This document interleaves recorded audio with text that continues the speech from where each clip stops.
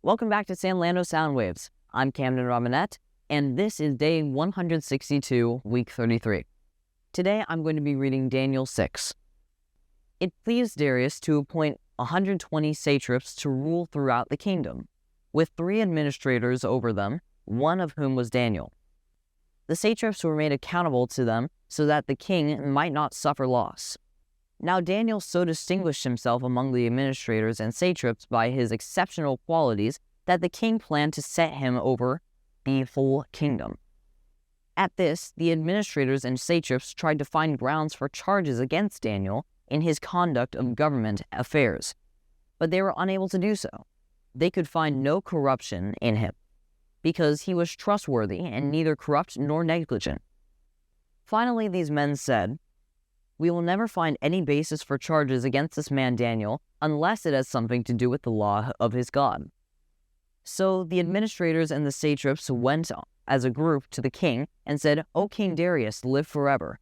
The royal administrators, prefects, satraps, advisors, and governors have all agreed that the king should issue an edict and enforce the decree that anyone who prays to any god or man during the next 30 days except to you, O king, shall be thrown into the lion's den. Now, O king, issue the decree and put it in writing so that it cannot be altered, in accordance with the laws of Medes and the Persians, which cannot be repealed." So King Darius put the decree into writing. Now, when Daniel learned that the decree had been published, he went home to his upstairs room where the windows opened toward Jerusalem. 3 times a day he got down on his knees and prayed, giving thanks to his God, just as he had done before.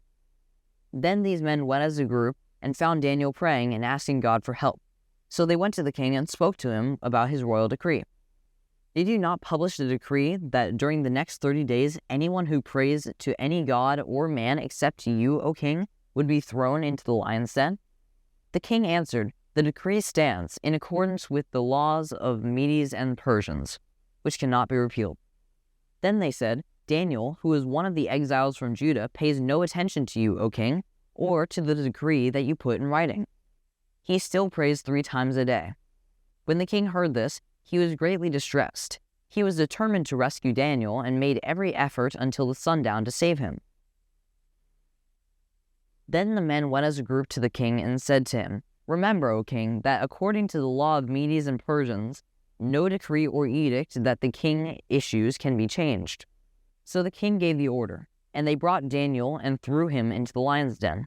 The king said to Daniel, "May your God, whom you serve continually, rescue you." A stone was brought and placed over the mouth of the den, and the king sealed it with his own signet ring and the rings of his nobles, so that Daniel's situation might not be changed. Then the king returned to his palace and spent the night without eating and without any entertainment being brought to him, and he could not sleep.